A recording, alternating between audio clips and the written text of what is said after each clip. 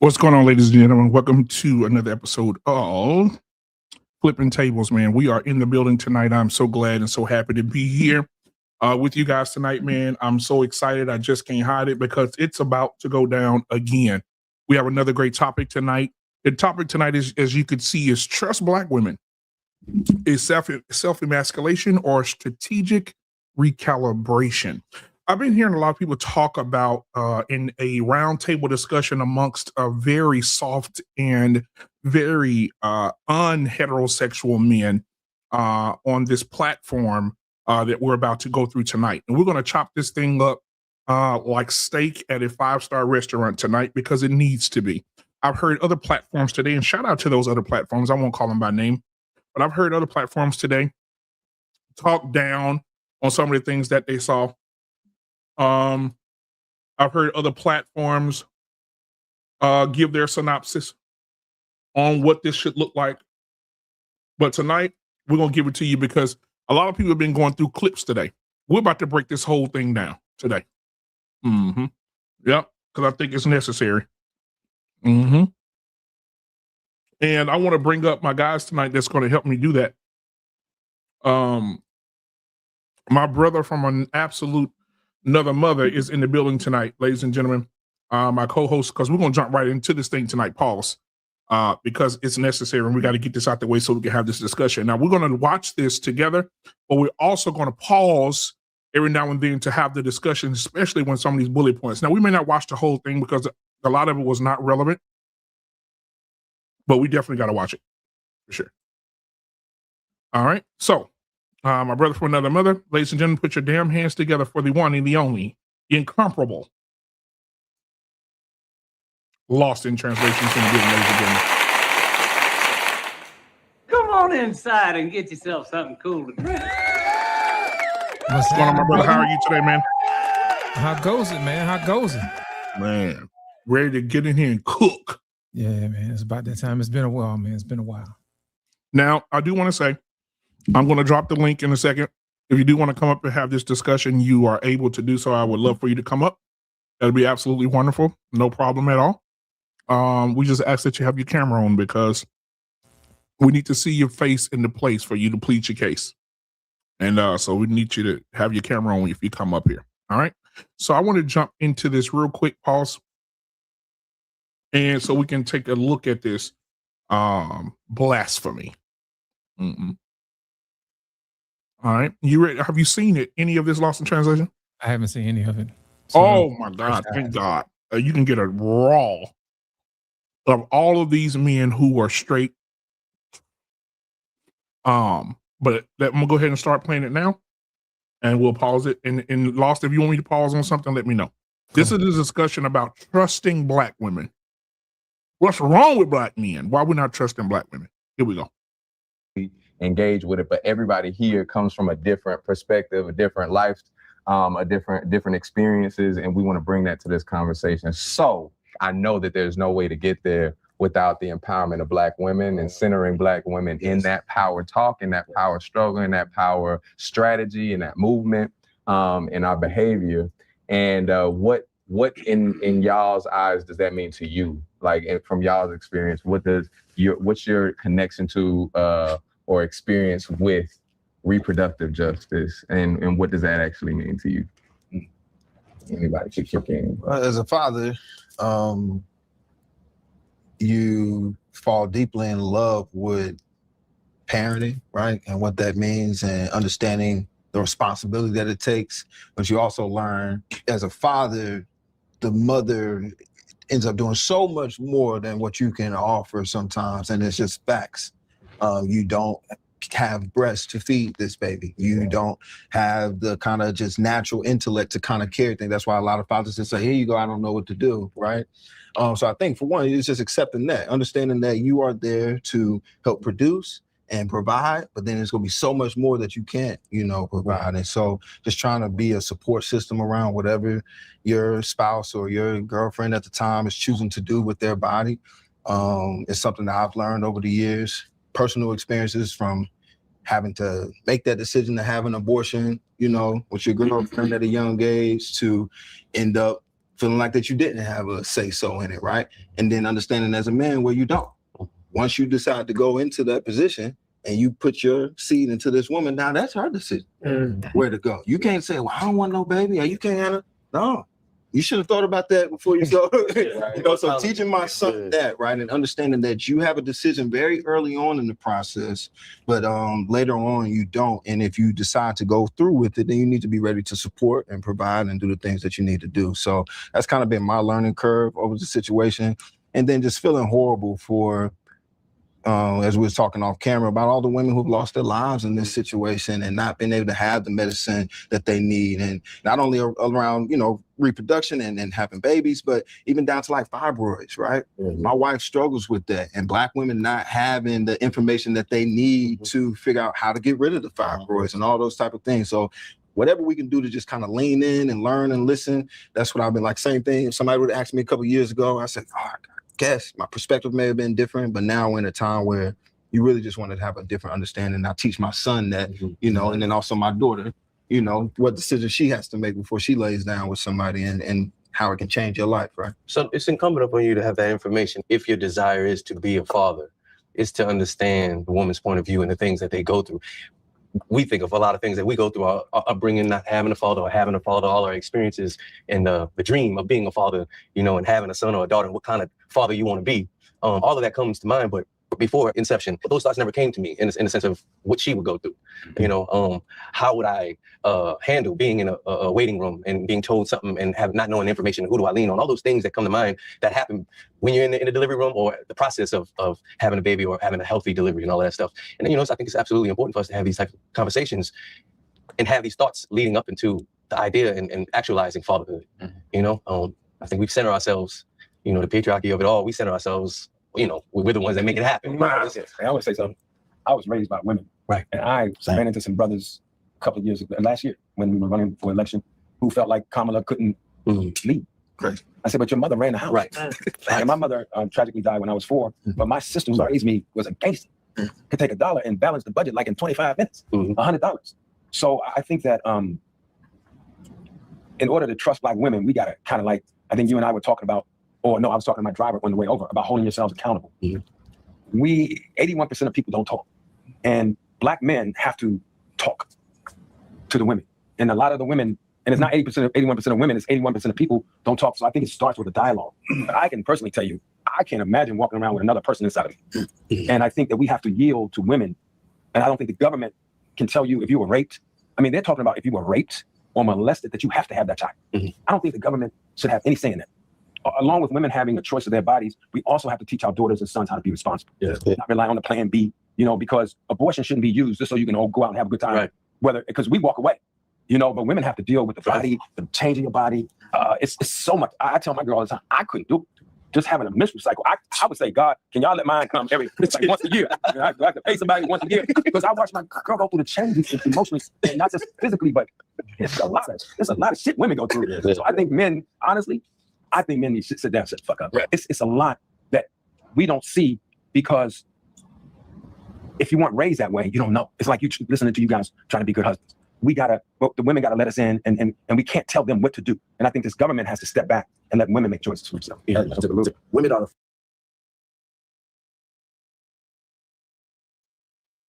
Men need to sit back and shut the fuck up. When it comes to a woman, he also said, if I may add, that he was on the campaign trail for Kamala. So we know where this conversation is going. And he said, while he was on the campaign trail, men were saying that he can't lead. She can't lead. He said, but my sister led. Well, Mr. Powell, I appreciate what you've given to us as an actor. I appreciate what you've given to us in the Black community as far as your skill set in that acting. But right here, you need to take your own advice. You do need to be quiet and shut the fuck up. I agree with you 1000%. You be quiet and shut the fuck up. Because when you look at Kamala Harris was a person who wanted to lead a country and she couldn't answer a question. She can't tell you what a woman is. She wanted to get sex changes to men who are in men prisons, so these men can get sex changes and go and be in women prisons. So, Mr. Powell, we do want you to shut the fuck up. Coach Ferg, I'm going to drop the link in a second, but I want to get everybody else's perspective. Welcome to the show. Our Payne is in the building tonight, as well as JT is in the building tonight. What's going on, guys? What's up, fellas? Yeah, what's going on? We'll start with Lost and we'll go around the room. Go ahead, Lost. First of all, before I start with the critique, I'd like to thank the brothers for at least coming together and having a dialogue, because I think a lot of people need to see men come together to have an open dialogue. That's always a good thing. Second of all, I would like to say that these brothers are actually missing something with their manhood. To me, it sounds like they're broken. Now, there's nothing wrong with listening to women and taking to their advice and taking care of them, because that's what we're supposed to do as men. But my thing is this: if you don't know something, you should defer to professionals. You shouldn't be trying to diagnose your wife with fibroids or whatever. That's what the doctors get paid for. Those are the professionals. You should get her help. As a husband, that's what you should do. Now, as far as all this other stuff about men needing to sit down and be quiet, I think that's dumb. Because my thing is this: men should be leaders. And to me, it sounds like that whole table of men have forgotten how to be leaders. It seems to me like it's a whole generation of men who have forgotten how to be men. Men who are no longer proud to be men. And I think that's doing a disservice to our community when our children don't have anybody to look up to besides their mother. Gentlemen, you need to realize that you are a willing and active participant in your family. And it shouldn't be this thing where you defer to women all the time. Yes, there are certain situations where your wife has to make the call in certain situations. Yes, we understand that. But at the end of the day, ultimately, you're going to be held responsible for what happens to your family. I don't know if anybody ever told you that. I'm telling you that now to your face. You are ultimately responsible. And not only that, you need to turn over yourselves to God. And I think that's the key ingredient that's missing.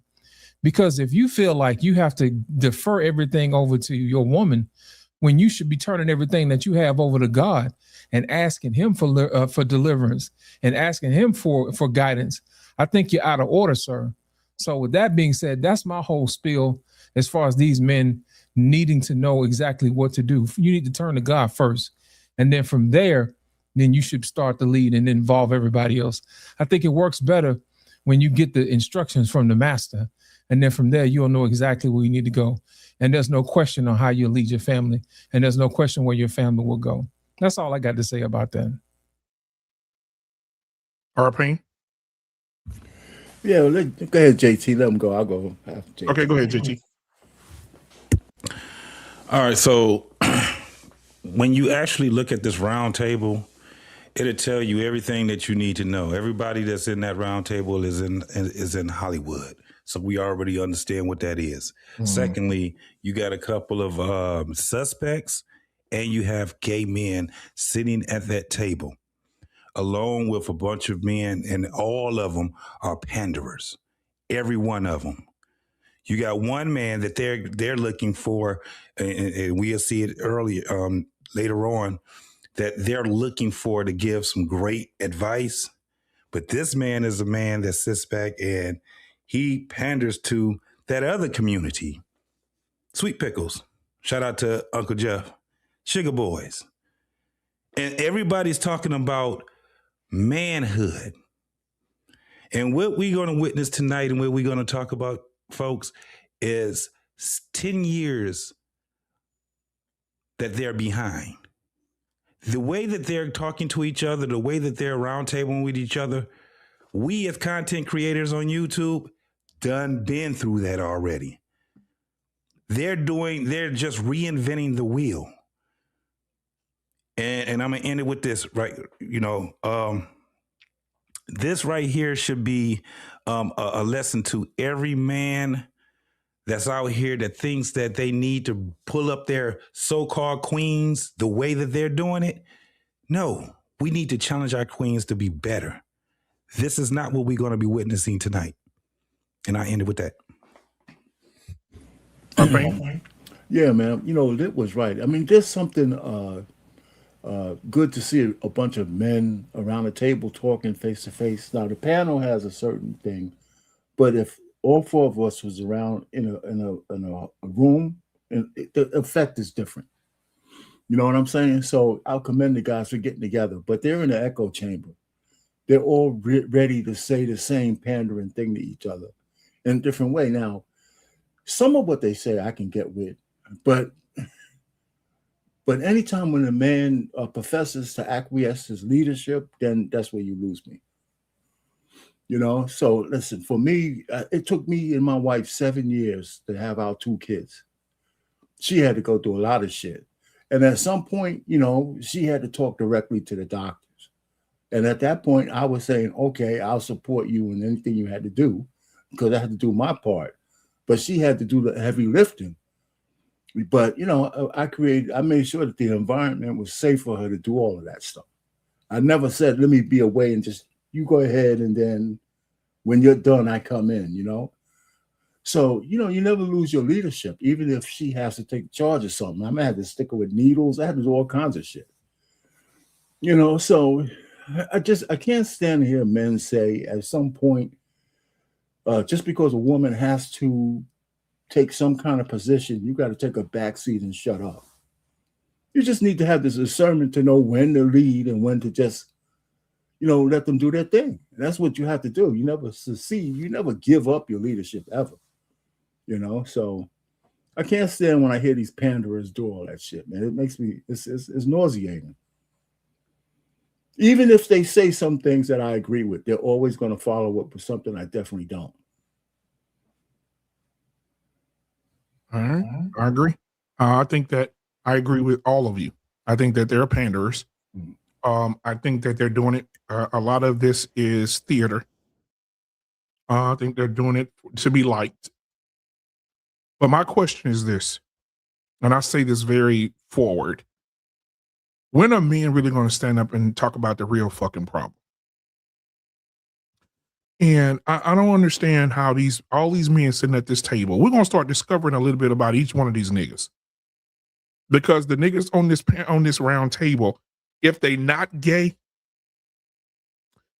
they play in movies and TV as gay men. We have a man sitting at the table that just got through talking about a woman's body, the first gentleman. And this man was on a TV show called P-Valley, fucking a man in the back seat of a car and kissing a man in the mouth. And we have this other man up here, Luke James. He's a great singer, but he paints his fingernails. And he's on a TV show called The Chi, where he dates trans men. All these niggas are aisle 5 at Walmart. And anybody know randomly what's on aisle 5 at Walmart? Sugar, sweet pickles. So I'm not really trying to hear none of what these niggas are saying. Because one of these niggas is gay. The other one, I'm gonna let that surprise you later. I'm gonna let that one surprise you later. Okay. I'm gonna let that happen and let y'all see about that. That shit's gonna really fuck you up when you find out about the next one. But we're gonna hop back into it. We're gonna hop back into it. Pause. Let's see. All right, that works. Okay, I'm just trying to fix it on this end, guys. Just a second.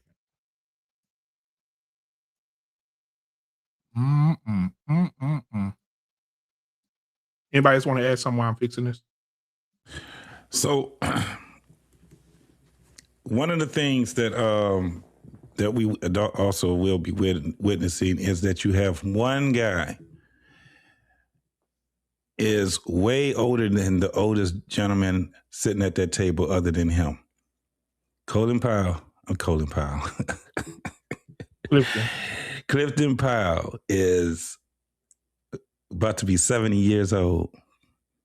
This is his 70th year. And he is so conflated. He's so conflicted. That's the word I meant. He's so conflicted in his thoughts where it's at a point where he needed someone to be a bridge. But there's nobody that at that table that's going to be a bridge to bridge him, because he has one way on how he explains himself, but there's no one to actually help buffer him. You know, he's from that old school where when I talk, everybody listen type of thing.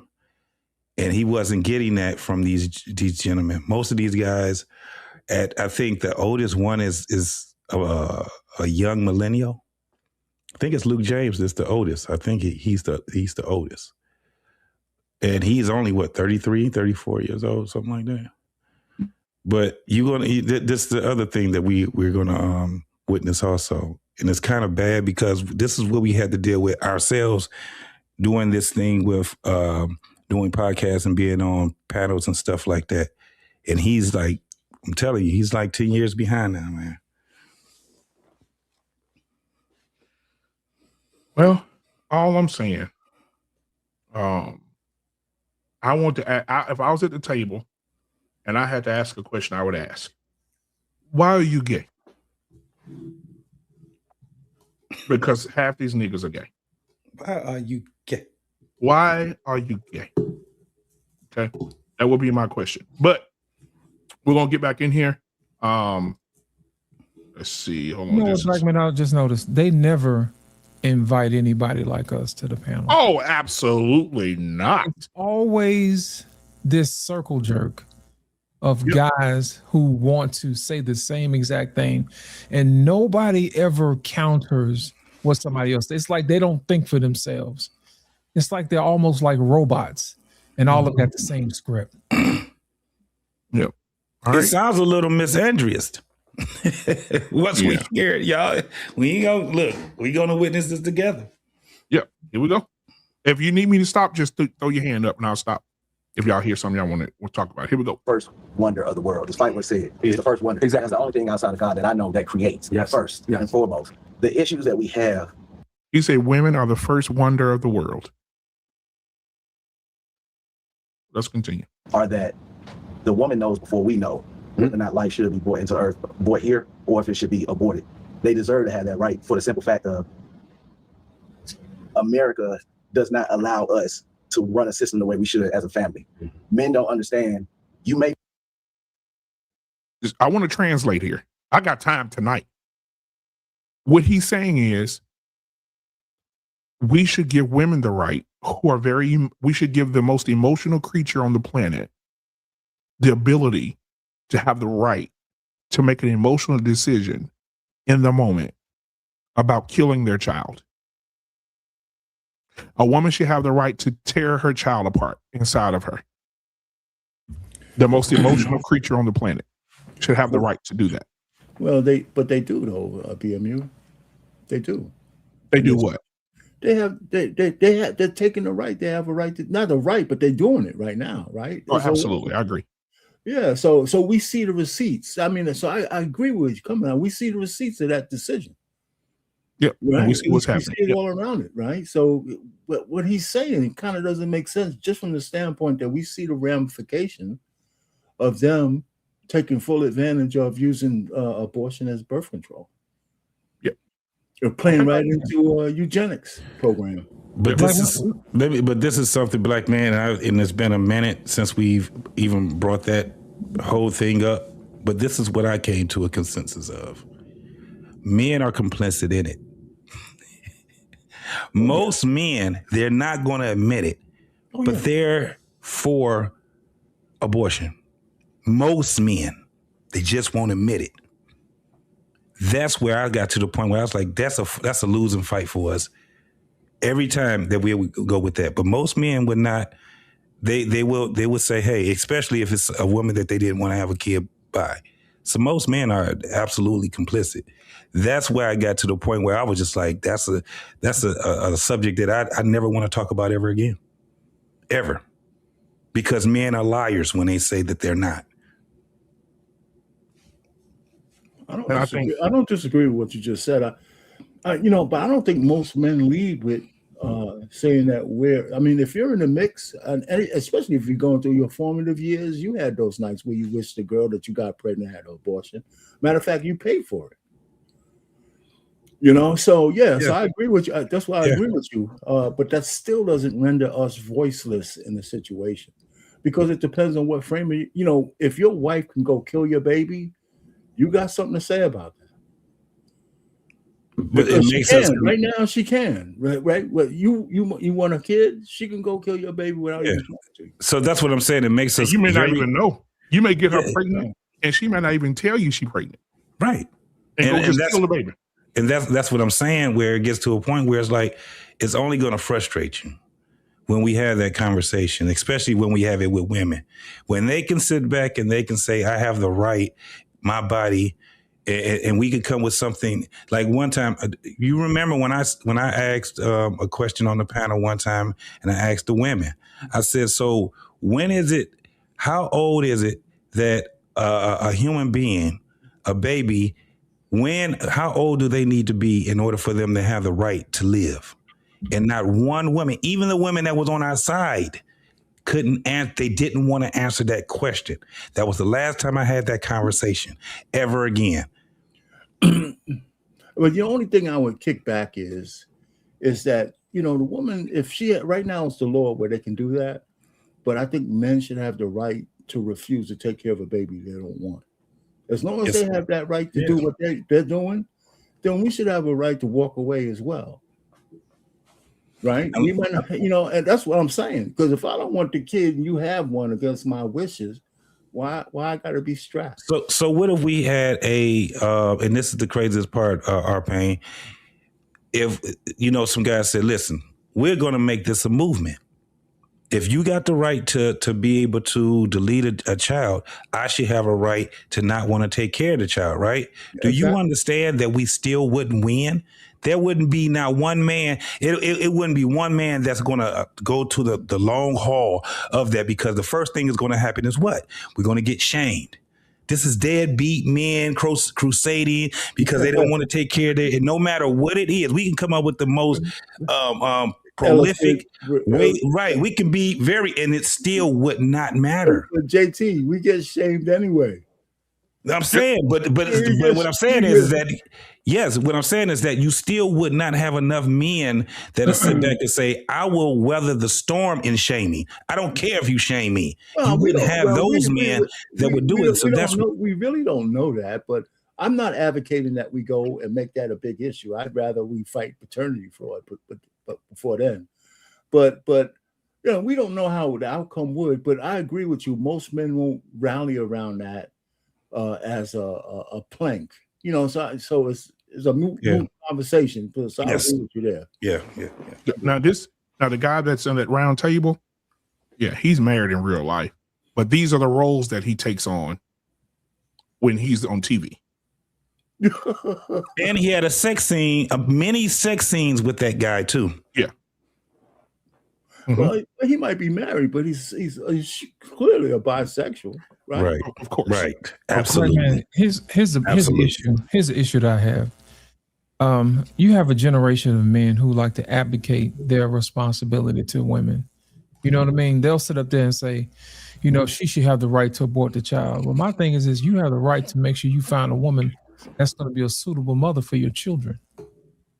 We don't ever have that conversation, because it's easier for them to just give her the ability to wipe away his responsibility, and the child has absolutely no say-so in the matter. So my thing is, why should a child suffer because the man lacked leadership to go out and find a wife that's suitable for him? If you go out and you get some harlot pregnant and you want to watch she abort your baby, that's on you, because you planted it on infertile soil, improper soil. You see what I'm saying? So my thing is this: when guys sit up here and they say stuff like, you know what, hey, I think a woman should have the right to get rid of a baby and all this other stuff. Brother, you also have the right to make sure that you take care of your responsibilities too. And stop giving your responsibility to somebody else, because you can't do that in real life. You can't go to your job and give your work to somebody else and still pick up a paycheck. That's not how that works. So all of a sudden, how does that work when it comes to making kids and being a responsible part in your family as the head? I think what happens is when you have a generation of men that do stuff like that, you'll get a round table of men like that who will let stuff like that slide and won't even check themselves. So that's my whole thing. When you have guys like this, you're going to wind up with situations where you have people doing whatever and nobody takes responsibility for anything that they do. But these are the people they want to put in leadership. They want to hold other people accountable for stuff, but they don't want to hold themselves accountable for stuff. I don't get it. And I don't think they should be leaders. And this is Luke James with a trans man on the TV show called The Chi. All these niggas have homosexual ties. And so we're going to listen to what these homosexual niggas have to say. Okay. Now, I've been hearing a lot because today I posted something on social media. I think it was yesterday about Mr. Tyler Perry and niggas went crazy. I said, and I quote, because this is the leadership they want. And we'll go over that too. But let me see. Where's my post I had today about Brother Tyler that pissed everybody off? Because I love pissing people off. I love rocking the boat. I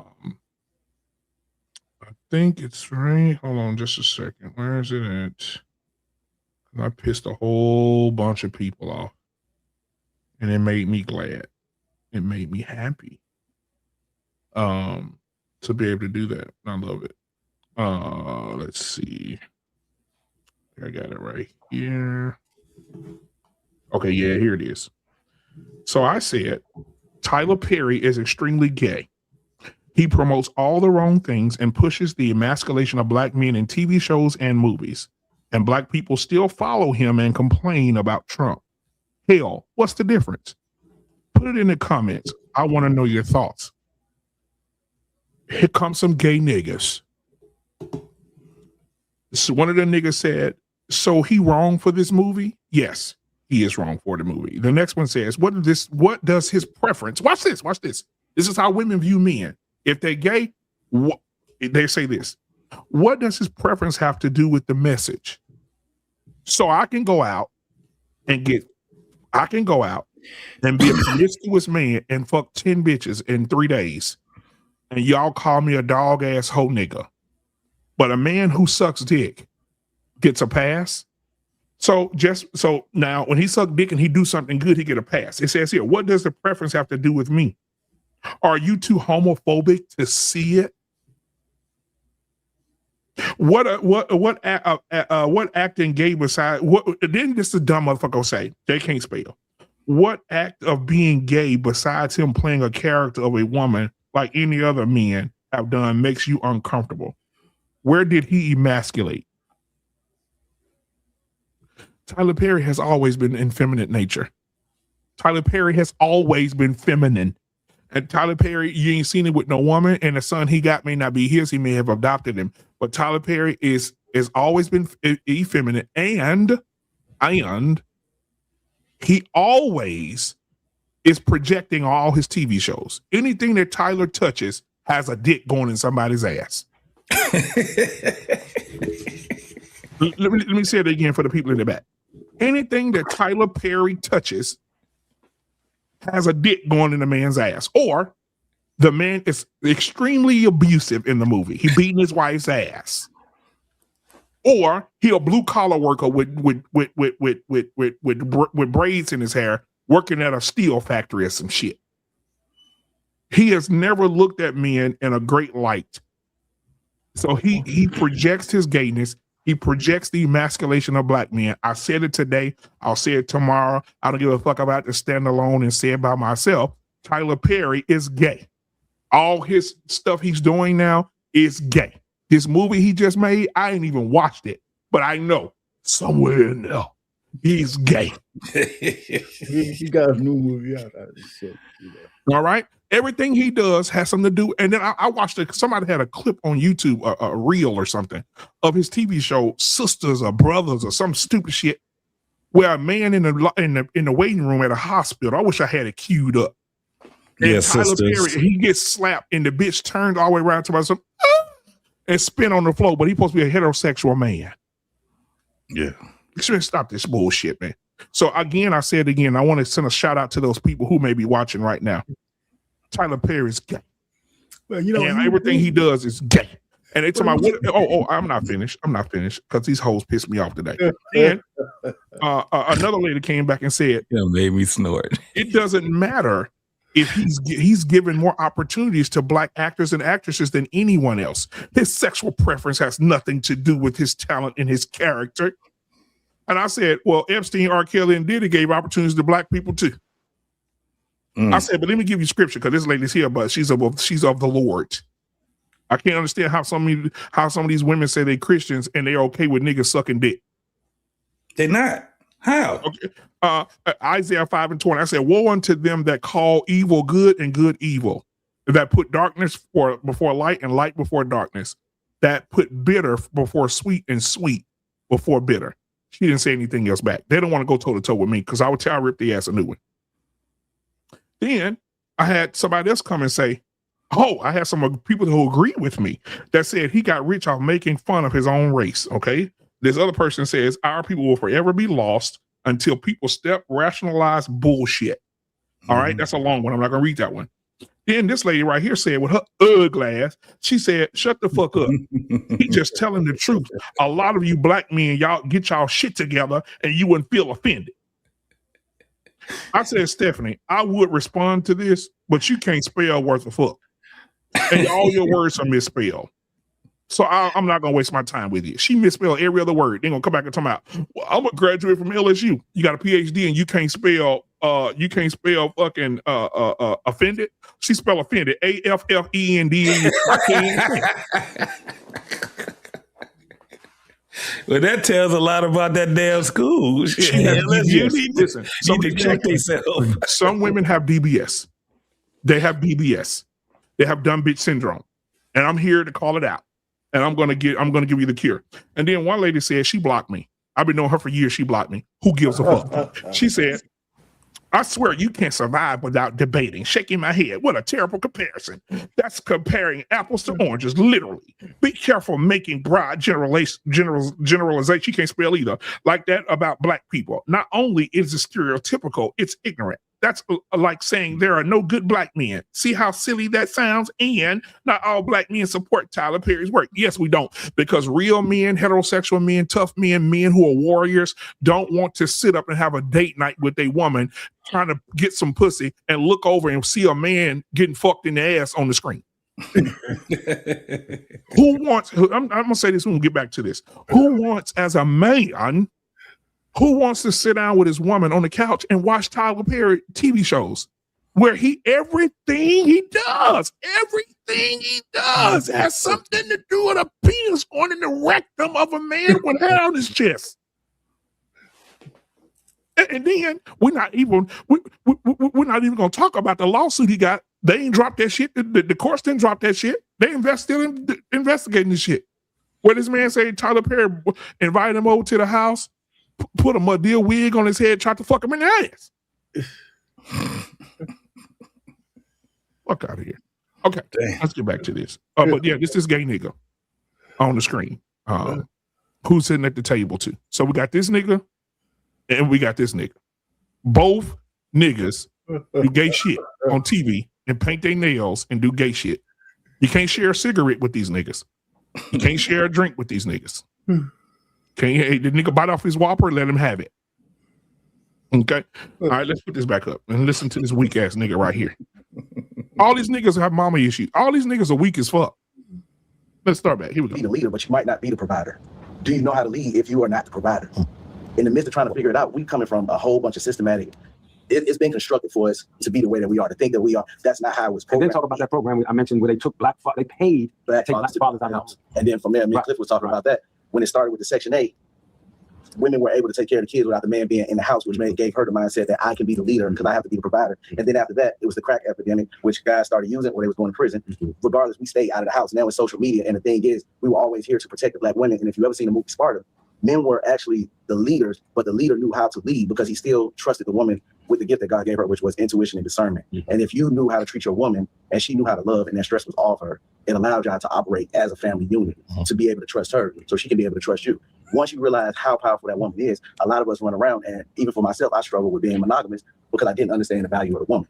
But once you put a woman next to God, would you play with God the same way? And if you knew what you possessed as powerful, I don't think that we would run around with a promiscuous mindset of thinking it's okay because we want to look at women the way that we are downplayed to think of how they are. So I'm gonna real quick though. I think that there's something that's really dope that you started with is around women being first close to God, right? Like because that's a fact. And talking about creation, talking about creating, talking about, because I do think people talk about the human race all the time, and it started with blah blah blah blah. It started.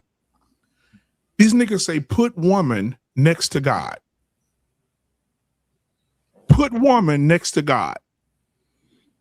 I don't even have to go to the Bible, Lost in Translation. Are you ready? Yeah, man. In the beginning, God created the heavens and the earth. Let's fast forward a little bit. God created Adam. Or was it Eve? I'm confused, Lost. Can you help me? I can help you. Thou shalt not have any other God before me. Oh, okay. So who was created first, man or woman? Man. Oh, okay. So you put her next to God. But she, and then the Bible also says in Genesis that the woman is the what vessel? I keep forgetting it. What's the word? Vessel. Oh, the weaker vessel. So God wants the woman to lead when she's already been created to be weak in the first place.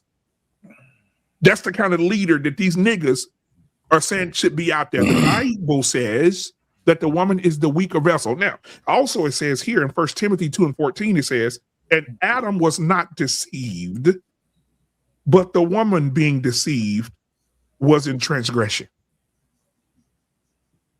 So from the beginning, you couldn't trust her. You said from the beginning, she needed leadership and guidance. So you mean to tell me you're gonna let a woman who is the weaker vessel, who can't lead, make her the leader of the free world, make her make the decisions? I beg to differ. And I want to say this to all the men out there that want us to agree with this, agree with it. But I'm looking forward to the day where women can prove it. I want men to go on strike. And I want men to say, you know what, for the next 100 days, we not doing no construction. We not doing fixing no toilets. We not driving no buses. We ain't driving no 18-wheelers. We're not going to be in the ambulance to help you revive you when you have a car crash. The firefighters not going to show up to fires, and we'll let the women take over for 100 days. And I guarantee you, day 101, the world will be upside down. Nuclear power plants will be burning to the ground, and radiation would be in the air, and planes would be crashing, and it'll be a food desert, and it won't be no food. It won't be nothing. Women need guidance. They're like children. Now, if somebody say, women, well, you say a woman's like a child. Think about it. When a woman don't get what she wants, what does she do? She mopes. Or she gets in her feelings. My daughter does that. Dad, can I have $10? I don't have it. What you mean? Baby, can I get this dress? No. I don't know. What? I want what I want. You see what I'm saying? So you want this type of creation by God. God created, let me stop trying to be funny. God created woman to be the man's help. Nothing more, nothing less. You're here to help me, not lead me.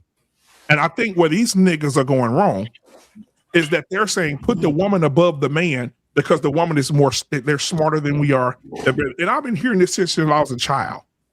You know, women smarter than men. And when they grow up, they always be smarter than the men are. They're not. They're not. And I'm tired of hearing it. I'm tired. I'm tired of hearing funky ass men on here. I'm tired of these soggy bottom boy ass fucking platforms who sit up here and say women can do anything a man can do. You're wrong. Let's prove it. Let's prove it. I can go on a donut bench for 464 days and get in a UFC ring and beat the fuck out of a woman. We are naturally stronger. We are naturally faster. We are naturally that. Men are fucking men. Our pain painted the fucking propellers on the Titanic and can beat a bitch up today. What are we talking about? But see, black man, this is what I was just saying as far as like their conversation and the way that they're approaching the conversation is so far behind now. Listen, first and foremost, they're trying to give history lessons. They gave that dude that just was talking about the whole thing about the women had to be left by herself. We done heard this shit so goddamn many times. When motherfuckers actually do some work and say, listen, let's speak on the actual thing that happened. How many times have I did one in 1986 in Jersey. I did another one in I think it was Philadelphia. I did another one in Detroit in the 80s, in the 70s. I did shows on it showing receipts in that time, during that time, and what they were thinking during that time. These guys, they just going off of what somebody else is saying. There's nuances to what they're saying, but my point is this. We have to, as men, have to have draw a hard line with other men, the infiltrators. It's not the women. We can't fight the women. Let me tell you why, because we already win.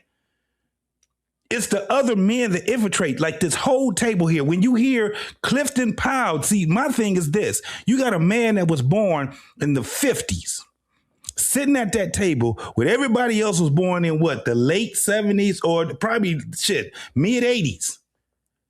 He's out of pocket because he needs to be with some men that can actually guide him, not these goddamn soggy bottom boys.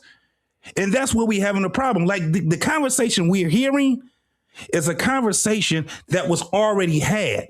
They didn't get the memo because they was too busy going out there and competing for lines. My lines. I can't read none of my lines. This is why we have the problem that we have. When you got this table, let me tell you, and our parents said it, man, it made me nauseous, and I had to stomach this shit. I had to watch this shit, and I had to stomach this shit. You got a bunch of men. Remember when I texted you earlier, black man, when I told you, I said, I was looking at it in real time while I was texting you. What did I say? You got a bunch of feminist ass talking men and gay men sitting at the table because their whole thing is to dismantle patriarchy. Yep. Their whole thing at the table, they all agree with each other. That's why I want us to get, because people won't believe that this is with it, but we have to draw the line with the men. It's too easy to fight the women. It's these goddamn infiltrators. That damn Luke James and the other boy, the one we ain't even see. I just want to get a little bit further in there because what's really telling is the argument. Pause. But what's really telling is when you hear Clifton and the young dude that don't like his daddy, that got daddy issues, when they get into it. Yeah, let's get it. Let's go. Let's go. I'm gonna speed it up through the bullshit. Here we go. Yeah.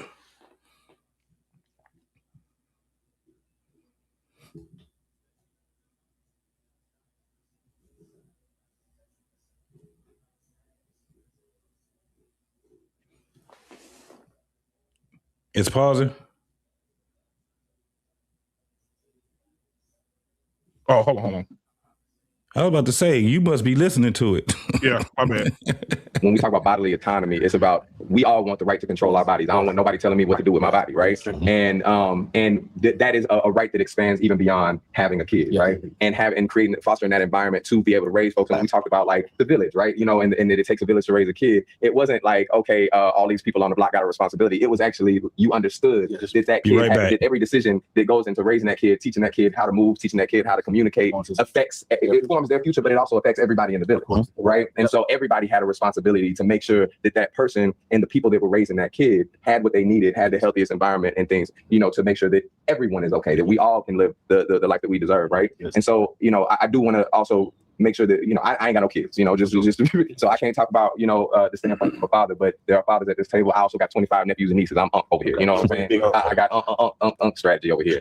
But there's perspectives from all on this table from every angle of it, and I do want to go back to and we can go wherever you wanted to go, whatever you wanted to say, but I do want to talk about that like you said, the government shouldn't be involved. Keeping in mind that this is a government that was steeped in what they call white supremacy. I like to call white delusion, right? You know what I'm saying? Same thing, right? And they don't want to believe that they came from a black woman. Yeah, and the definition you came from a black woman. Well, the definition of masculinity, the definition of what we do with our bodies and how we define a government's role in that came from that corrupt standpoint, that corrupt perspective. So I 100% agree that the government should do anything about it. But where did you want to go with that? Well, I think one of the things that I think helps, I believe, with women's rights in terms of their sexual reproduction is the relationship that we have with the black man. I heard a psychiatrist when I was on one of the panels say that African-American men and women are suffering from 450 years of post-slavery PTSD. Yes. So one of the things that I love about this thing right here is that the next one I want to see is black men and black women sitting down together and talking about how do we learn to exist in peace. And I say that because I'm saying this, and a lot of times I have to catch myself. It's emotional. I grew up with a lot of violence around. My father, when he drank, I seen him knock women. My father fight a baby. He was just off. He was mentally off from the oppression of this culture that broke him. And, so we were born, a lot of us were born into that, our fathers, and we're trying to break those cycles. So somehow that ties into me to women's reproductive choices in terms of having a baby with a guy that's comes from a broken family. Now a baby coming in with a broken family and bam, bam, bam. And mother's asking the father for support. Like, I should have had that motherfucking baby. That ain't shit. I don't even know if that's that motherfucker. I mean, there's so many levels to this that make women coward when not want to talk. Or be the victim of one guy shot his baby mama and the kids the other day. It's so I think we got to attack that from not just right now in this racist culture that we're seeing with this administration, but also from a generational standpoint. For sure. I don't have the historical information, man. That's why I'm a listener, man. I'm a great listener. Oh, hey, listen, I hope y'all ready for this. I hope and pray that y'all ready for what this bitch nigga's about to say. Our pain. You done seen this already? No, I ain't see it. Brother, with this man is finna disrespect an entire generation of black men. What I want to know is how did Clifton make the leap from women should have kids and men whooping women's asses? Yeah, man, they're all over the place. How did he do that? All over the place. How did he do that? I'm still trying to figure out how did he make that leap. This nigga's was just smashing babies. The boomers, all you niggas are about to be disrespected. Watch what this nigga say about the welfare system and the women. Listen to this. But when I hear, from your generation, your perspective, and your perspective, everybody's perspective in the sense that as we get into it, I feel like we let women down in that regard. We didn't stand on business. And what you mean by that? I just feel like we let depression wear us down. Fathers let depression wear them down, beat them down, take them out of the house, and they forced them out of the house. Forced them. No, they had a program. They forced them. They didn't leave the house. I feel that. I understand that. Ain't nobody gonna make me leave my woman. I get that. I get it. But ain't nobody gonna make me leave my family. I understand that. I could never fathom what went on back then. I think you might be alluding to weak ass men allowing things that might be coming up. This seems like, I don't know exactly the historical presence of it either. But you know how you say you stripping us from the house? Oftentimes I'm a man who dates men. A lot of men are strong. So the way that you said you're not gonna take nobody from my family, you're not gonna strip me from my family, a lot of people don't walk with that. A lot of people don't have that. Pause that shit. It is systematic, but at the same time, if you somebody pause that shit. There we go. There's another one. Did you hear it? That nigga it's said, mostly gay men sitting at the table. Using that era, nigga, they will you your ass, that woman will have your ass up at the house. No. You missed it. He says he's a man that dates men. Yeah. Why are we sitting at the table with these dudes? Come on. That's my whole point. It doesn't make any sense. It's conflicting. He started his sentence out by saying these weak ass men. Nigga, you a dropout. Yep. You the weakest of all. You don't even want to be a man that's a man. You a fucking dropout. What are we talking about? This is what I'm saying. This table is full of, the oldest gentleman, the goddamn AARP holder, card holder at the table. Matter of fact, this nigga is at retirement age, ain't he? Yep. Senior citizen. He's the most conflicted of all of them because of what he's been through. He should be he should be talking with men, not men that's just his age. He needs to be talking with men that actually understands. This is why it's frustrating him. He's trying to fit in by saying what the fuck he's saying. It's like he let a lot of that shit slide. Now, let me say this, and we get back to it, or you guys can talk. But he also remember, I don't know if you cut it or whatever, but he didn't even want to sit down with these motherfuckers, bro. He didn't even want to do this shit. I'm talking about Clifton. No, he didn't. He said it. He didn't even want to do this shit, man. So that's why I'm like, okay, I give him a little more grace than that, because he needs to be sitting down with some guys that can edify him at his big age. That's what he needs. And we've already seen it. We done seen guys that come up that's very old and they had conversations, but they didn't run from the conversation. And then they started learning shit from motherfuckers that actually knew some things, bro. Ain't nobody gonna take me from my family. This Ain't is crazy. Nobody gonna take me from my family, my woman. The only pushback I would have with you, JT, is, and I see this now, there are times when, generations shouldn't be on certain panels. I think this panel, this roundtable discussion should have all generations there. Yeah, but they should have. What I'm saying is, I agree with you. At some point, if there's just a bunch of Gen Xers talking, Gen Zs talking and shit, maybe the old heads don't need to be around the table. That's why there's panels I don't go on. I might listen, but I don't go on.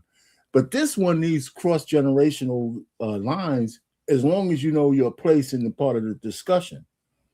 You know what I'm saying? Now, these young guys, a lot of the younger guys, if my man, the older dude, was on his square, he would be able to at least maybe give these guys some pause for thought. But he's just one of them. As an old head going through when the women made the choice to get the men out of the house, that shit didn't happen in my family. All the fucking husbands were in their family. We had a whole bunch of death do we part. So when the welfare shit came down, my aunts and shit didn't accept that. They kept their husbands in the house. My cousins kept their men and their families together. And unbeknownst to me, I wasn't thinking, since I was in the mix, there was a whole lot of men who didn't return, and when a woman made those choices.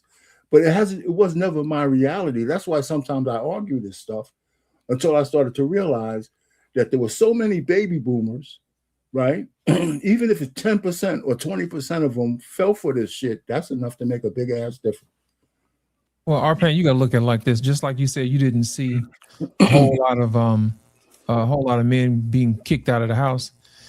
Sometimes we get captive to our own little bubbles. When I was coming up, and we used to have discussions with other little kids, and they was talking about how, kids didn't always stay with their parents. And I was like, well, everybody I know, mamas and daddies is married and they stay together. But that was just my bubble. Come to find out, if you do a little bit of research, about 70% of our kids are not with their parents. They live in the same home. So sometimes you got to make sure that you listen to what other people have to say. But at the same time, we still have to make sure that we figure out exactly what's really going on. In order for us to do that, we got to have people that's in places that are actual leaders, and not these guys who abdicate their leadership to other people. Correct. Who's supposed to edify somebody who gives up their leadership? Nobody. That's the reason why nobody said, hey, you should listen to him, because deep down inside, they already know they can't, because he's been compromised. Yep. Right. And he's been tooted up and booted up. Here we go. I mean, you part of the few men who's not gonna live their life like that. I mean, I get a system that you live in a place that is just geared to tell you ain't shit, you ain't shit, you ain't shit, and it beats you down. You ain't shit, you ain't shit, and it beats your other counterpart down. So y'all come home to beatness. Yeah. Nobody want to heal anybody, right? It's a lot that goes into it. Yeah. I think it's a lot of different influences that happen, whether it's drugs, right? We know that our community struggled with that for a long time. But let's talk about them. Let's go back. Let's go back and talk about the CIA with the drugs. That's what I'm gonna say. We're in a country where drugs is probably the most highest profit of things that you want, right? But just speaking on fatherhood and being in the house and not being in the household, I think a lot of pressures coming from each side, right? Yeah. I've looked at fathers who weren't in the household and had conversations with them and say, man, you've been on drugs since you was 12 years old, brother. Your brain doesn't have the capability of thinking correctly, right? You are afraid that you can't provide for your family, so you would rather leave, right? Not knowing that you have a woman who's willing to stay down with you and hold you down no matter what, right? So just as a man who, even to this day, get nervous, right? Like, man, this shit is slowing up. Like, am I better off telling my baby? And then like, are y'all good? No, of course not, right? But you have to be honest about yourself and say, I'm fearful of certain things, and say, and not necessarily a weakness, but necessarily it's like, I'm scared. right, that I can't provide. And now I've either let someone else kind of tell me what I need to do, right, rather than following my own intuition and having a relationship with my ancestors in the universe and that can really guide you, or having that one-on-one with your lady. So many things that can pull people out of the house. Similar to the conversations like, well, if I was enslaved, I wouldn't have done that. It's like, well, you really don't know. So it's like, it's so many different things that go into why people do things. And sometimes, you can name it to, it's like, oh, this person was being a coward, or this person was being, but a lot of it is fear, and a lot of it is because we're the minority. And because the pressure that comes from so many other people that don't look like us, it's a lot of pressure that makes you feel that way. And then you got the people that's in your community that oppress you, right? And so as men, we do it to women, right? As men, that's the tier. We do it to women even more, right? We fall underneath that same thing. So to your point, we got to strip that away, figure out what the issue is with that, have those conversations, understand that it's layers and layers of what it is, but also don't be like, you weak as hell. Let's make sure that word's like that now. You wouldn't be able to do it. You ain't able to hold it down. But it's just like, man, it's so many, reasons why a man would leave a household. And then sometimes it's us not holding them accountable and saying, hey, look, man, you need to get your shit together. All right, you need to make sure you're over there. And now I'm sitting here playing spades, you're smoking, you ain't seeing your kid 3 blocks down the street. And wait, so no accountability. So to your point, as you was talking to your driver, let's take accountability, but then also kind of give each other a little bit of grace and understand, especially our OGs who went through a lot, especially our guys who are coming from Vietnam, right? Who came home to nothing and lost everything and went out there and lost their mind, saw things we could never imagine, right? Did everything for this place. Did everything for this country just for them to take it away from you. And so now I say, well, fuck everybody. That's my point to this conversation. I think that because I went to college and I got a master's degree in human relations, I really sat with and grappled with power and domination when it comes to like gender discrimination and when it comes to discrimination against women. So for me in this conversation, thinking about like fatherhood, I can't help but to think about the way in which I was introduced into this conversation about women's progression. So what environment was she in? Did she feel protected? Did she feel wanted, cared for, seen? All the things. So early on, I think for me, it's kind of gone to a place of just humanity of it all, just like a person. I want to do what I want to do when I want to do it. I want to feel how I feel. That's me. I want the same for everybody. Yes. I want you to live your life. I don't want nobody to take their life. But for the most part, if it makes you happy, go do your thing. That's me. Right. That's who I am. I understand that a lot of people are not like that. A lot of people also don't have my experience. That has probably made me this way. For sure. My upbringing, you dig? Single parent household, only my mama. Watching my mama deal with men, a safety engineer at NASA, surrounded by white men, telling her she don't know what she's doing, and she telling them, you got to put the gloves on. You know what I mean? It's my perspective is from that's my earliest. That's right. I want to because how in this moment, because we have, when we're talking about the government, we have abortion bans in Georgia, my home state, Texas, that's leading to women dying. Pops into my head right now. That's something that we're taught. Masculinity is how powerful we can be and how we can protect what we own and what we, what I'm saying? That is not JT, this is going to be a surprise for you too, brother. So I'm thinking about, outside of that, how do y'all think about safety outside of just, I'm the protector? You know what I'm saying? How do we build that? The thing that pops into my head right now as we're having this conversation is this, like the system is capitalism. And what that looks like is we're talking about therapy, which I think is very important, but we don't think about the colonial aspect of therapy, which I mentioned in our conversation earlier, and how capitalism and this individualistic view of our responsibility as well is tied to breaking up of our communities. We talk about a village. So when we're thinking about our families, like you as a father, I'm not a dad, I don't have any children, I don't plan on it. When people think, okay, I have a family and I'm raising my children, it's like mom, dad, kids, and we forget like that is a lot of pressure, and it's not supposed to be that way. Right. I think it's supposed to be a community of people that are helping each other, and we have not created that community. It's just like I'm over here with my family here, I'm over there with my family there, and there's no communication. And I think that's ultimately something that's really important, is us being able to come together and create from there, create this community where everyone has a responsibility to themselves and each other. Our natural ways have been dismantled. Real quick, do you have examples of what that looks like in your life? Give me a more specific question. If it's not, you think about it, but just like what that interpretation, what that looks like. You talked about colonial effect on therapy. Yeah, I know that to me, I'm like, hell yeah, talk about the colonial therapy. But I also don't. I know that a lot of people don't know what the hell that means, right? Saying, like, when you think about therapy and when you're going, and I'm not asking you necessarily about that. I'm asking you generally what that protection and that outside help and so it looks like in your life. Like growing up, I'll use my life as an example. Obviously, I grew up with both my parents, my mom and my dad. From the outside, it would look very traditional, but my mom was the one that was really holding everything down. My dad was very supportive with me when it came to providing monetarily. He also was the one that had a more formal education, so he was able to help me when I needed help with schoolwork. But when it came to my care, it was my mom that was there. And then I noticed the way that he behaved, or like his behavior around women, and how he was with my mom, how he was with his sisters and his mother, and how he was with me. So I'm, as a trans person, and as being his daughter and his little girl at the time, he treated. Whoa. Pause again. How many is that now? What did I tell you? How many is that? How many? So it's a woman sitting at the table. Yeah, it's a woman at the table. It's 4 dog. Come on, dog. I can't make this shit up. Hey, go back for a second. Let me hear that again. You can't make this shit up. You can't make this shit up. You can't. And black women love it. Go look at the comments.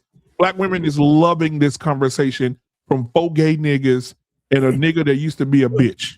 All right, play that shit again. God. My dad was very supportive with me when it came to providing monetarily.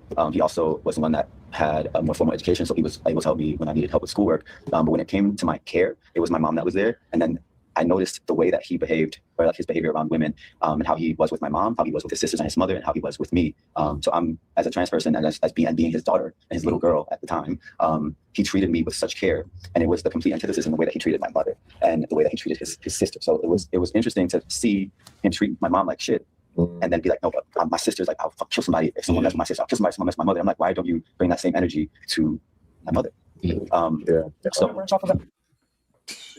This guy's a woman? Yes. Yes.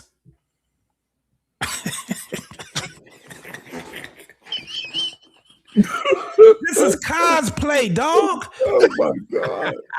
This whole table is a misandrous table. And the bad part about it is that it's men. And one bitch. Oh God damn it. Whoa, fuck. And they slide this shit past people because they sit there, and I'm telling you, it's more than just us just watching. I'm guarantee ain't nobody catching it how we catching it. Whoa, the whole table is pause, nigga. You see what we watching right now? We got to get this together. This is crazy. The whole table is misandrous. It's You know what? dog. They're talking self-hate. Bruh, somebody It's said that hate of men. Why LGBT dudes discussing heterosexual relationships? Do they absolutely do they do this in other communities of people? No. Nope. Absolutely not. Black man, you know what the problem is, man. Talk to me. These guys are absolutely just stupid. And I'm gonna tell you why they're stupid. They're fighting against themselves. In one breath, they're saying that they're the minorities, and in another breath, they're saying that women should have the right to get rid of the numbers. You said they should whittle down the babies. You will always be the minority if you get rid of your numbers. Do we need to say that again? You will never be the majority if you get rid of your numbers. You will always be at the will and the whim of someone else. It also ties into business. When you whittle your numbers down, that means you don't have anybody else in other industries to do business with. I don't understand why they don't get this. And they sit up here and they complain about the very problems that they cause. Do they not think? Do they not think?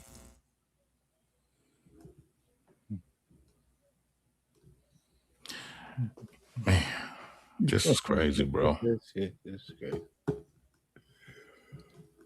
Oh wait. I mean, so when in my transition, and when I started thinking about how I wanted to show up as a man in this world, it was like I wanted to borrow that softness that he embodied when he was interacting with other women in his family, but not the way that he treated my mother, and what that partner violence looked like, and why. So like I started to question what was his view of my mother, because clearly he didn't see her as family. Not really. He saw her as an incubator that gave birth to his child that he now loves and cares for. And then he has his sisters and his mother that he also cares for and wants to protect. But all the women that he would be engaged sexually with were just that. There were things that I got to get pleasure, and it can make me a meal, and that was that.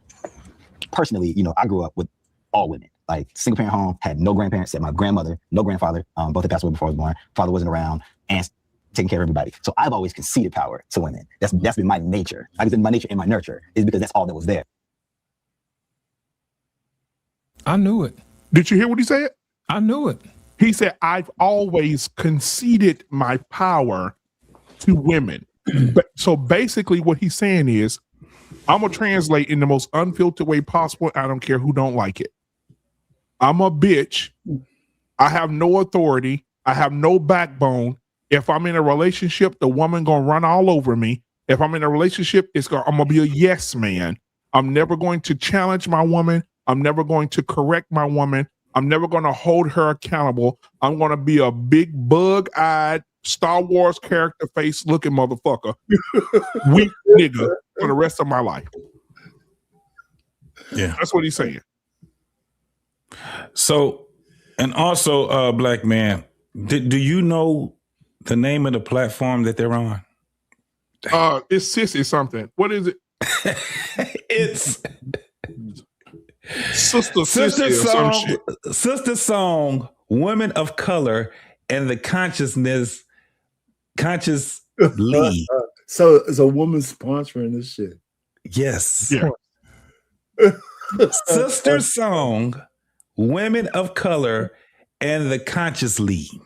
You know what? Let me tell y'all something. Shit. I saw on, what's the name of the damn show where they sit in the room with all the chairs in the dark room with the light on their buddy head? Jubilee? It's another one. But I saw a woman on there. We're going to do a show about them. These women had more nuts than these niggas at this table when they were talking about men and how to respect men and how they talk to men and all this other stuff. Man, we got to do a show on it. These women held it down. When I tell you it was three black, I think it was a half black, half Chinese lady, Asian lady, a white girl, and two black women. When I tell you they killed everybody when they came to this fucking men supporting men, boy, we got to do a show. Oh, they killed it. But anyway, you got to put the link to this shit in the chat. I mean, in the back chat. Absolutely. I ain't gonna put no link in the back. Pause. Okay.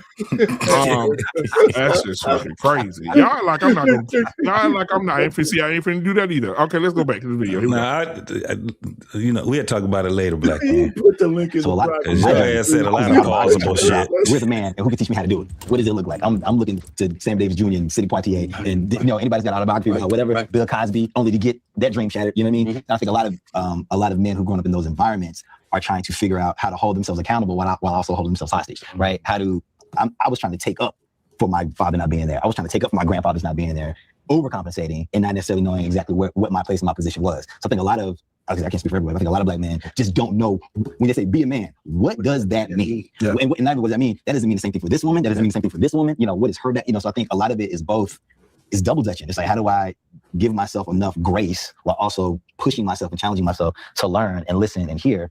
And like I said, there's not a single same perspective. It's all different. It's all different. We're all figuring it out. I think that's, like I say, it's like, how much grace can we give ourselves? How can we hold ourselves accountable without the guilt and the shame kicking in? Because guilt and shame will do a whole lot. Guilt and shame will freeze you up. Guilt and shame will keep you from actually sitting in a space that actually is safe. You don't know that it's safe because you're so used to, putting on. It's just, I think it's having space to even do this. This is village. And accountability, like you said, giving yourself that grace and then understanding when it's like, all right, tighten up. All right, it's time to, and then educating yourself. A lot of us, we don't remember to read, right? Y'all remember them posters that they used to say read, and you got your celebrity on there, and you don't see them posters on there. A simple question. When we're thinking about, I think with the opposite of abuse, when we think about love, and love can be powerful, love can be extremely powerful. What does it mean to love black women? And I want y'all to think about, because you was talking about what did you say? Accountability. Holding ourselves accountable while holding ourselves hostage. Trying to hold ourselves accountable without holding ourselves. Talking about parents and all type. So I'm just we can tie all of that shit in. It's not a limited conversation, but just thinking about just first to introduce it into like, what does it mean to love black women? Yeah. Well, I mean, I got a perspective about love. One perspective about love. I think that love is uncontrollable. I think it's spontaneous. I think in its rarest form, you cannot contain it. And I think that's the first part. I think you're on mute, black man. I want y'all to see all these sissy ass mannerisms. Okay, listen, this is terrible, guys. Look, I'm gonna go back just a few seconds. I want y'all to look at these fucking sissy, feminine ass mannerisms. Look at this. Let's start back. Watch this. And I think that's the first part. I think it belongs to everybody. And how it's received and how it's received is not up to you. But it's how you give it is up to you. But I think first there, understanding what the power of love really is. Because I think everybody has their perspective of what love is in my household. you know, what love is with my woman. Right. You know, as opposed to what does love mean to her? What does that mean to you? I'll tell you what it means to me. You tell me what it means to you, and let's find our way up to middle ground of some sort. I think it's there. It's just trying to understand what that is, because everybody throws that shit around. It's popular, makes a lot of money. It's nice. Everybody wants it. Everybody's fighting for a variation of it. Right. It's trying to understand what that is, and I just think that love is not a thing that we can control. It just is. First. I see this head nod going. I like that. Go ahead. I like it. I like it. I'm going to combine like a couple of different topics, and it won't be in any chronological order, so just bear with me. One thing that conscious will talk about is pandering, and me as a Black gay man, for me, love shows up as different. There's no sex attached to my care for Black women. So I would say for me as a child, one of the strongest women that were in my life was my grandmother. She was someone who, she loved me with everything. She was someone who made sure that whenever I walk into a room, know that, you know, I'm not trying to sound cocky or nothing, but eyes will be on you. People will be listening to you. Whatever you want to be in your life, you can be, whether that be a president, a CEO, whether you own your own business, whether you be a millionaire, anything you want to do, you can do. And with that, my grandmother was someone, she was a banker. You know, she was someone who, she helped her community. All the people from Arkansas, Little Rock, Arkansas, North Little Rock, Arkansas, she knew all the millionaires, she knew all the business owners. She told people yes, no. She ran her bank, she ran her branch. She had people pull guns out on her trying to rob her. That same woman who left work, she was someone who raised 2 strong sons. My father's a federal investigator. My uncle, my late uncle, he was a manager of the VA for the suicide unit. She was someone who raised strong Black men. And the same Black men that she supported, the same Black man that she fed that was also her husband. Did he say his grandmother ran a bank? Yeah. And raised 2 strong Black men. There was a conversation that we had a while back about women saying that they couldn't get checking accounts and all this other stuff. And this man just said that his grandmother ran a bank. You can't make this shit up.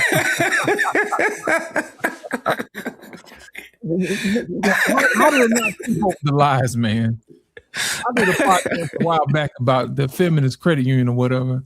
And this dude said his grandmother, which would have superseded that, yes, the bank. And all these women running around hollering about the reason why we don't listen to men is because we couldn't get checking accounts or bank accounts. And this man just stood up here and debunked all of that.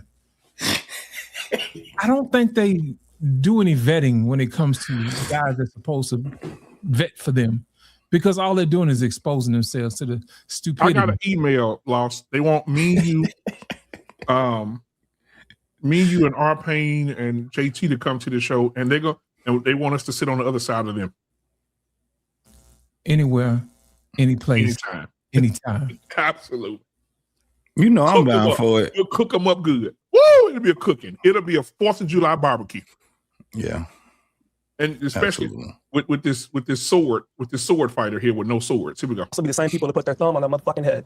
You know? So what I'm trying to say is someone who can be so strong, we also live where we're in a community where traditionally, once a white man took his thumb off of us, a lot of us put our thumb on the woman. So one thing that you talked about as far as like your dad and how you treated your mother, I feel like one privilege it is to not be gay. Not gonna lie, I love being gay. Like, you know, like whether it's not a choice, it's not a choice. But in my life, what I feel is, you know, it was karma for the straight men, and also like to reject what patriarchy and masculinity look like, because I had to choose how I'm going to live my life. So you know how you were talking about Pause that. Did y'all hear what he just said? Gay is karma to the straight man. Wow. How? Dude, you can't make this shit up. And to the patriarchy. Yeah. He needs to explain that. I don't get it. Wow. Him being, that's my first time hearing it too. Him being, this is a natural reaction for me right now. Him being gay. Say it again, JT. What did he say? Him being gay is karma to the patriarchy. To the patriarchy. For how Black men treated women. Damn. How is that karma? That's what I was just saying. The misandry at this table is unpardonable. It's intolerable. Shout out to my boy Izzy Bears. That's crazy to have a table full of men, so-called, and dropouts. And the misandry is more than we can even bear with women. We don't even get this much misandry with women. Yep. This is crazy. It was the dog. It's like this. So this is the reason why we did when we did what we that show that we did, and you just not too long ago rebroadcast it, and it showed the misandry when we did it. It showed the misandry then. Look at this right here. You got this man, and this is the thing. Keep going, because it's about to get there with him and the baby boomer. And watch how the baby boomer go in. Yep. This is crazy. Karma to the patriarchy for the way that men have treated women. It's crazy. That's why he gay. So that's what God did. Yeah, we'll talk about that later. Dad, he was real good with his mom. He was real good with his sisters. Yes, a lot of men, they just live based off of the moral code. You don't even know what your own motherfucking morals are. Right. A lot of you just want to have children because that's what you're taught to. You didn't get no education. You're not saying you have to get education. You have no craft. You have no skill. So all you can do is really just have fun and have children. Nigga, fuck you. And then another thing that I want to say is too, a lot of people, you know, when I said like, you know, having accolades and things like this, a lot of my friends, and especially when moving to Houston, I have such a respect because like in Arkansas, a lot of people had kids by the time that they were my age, I'm 26. It's really just have fun and have children. Nigga, fuck you.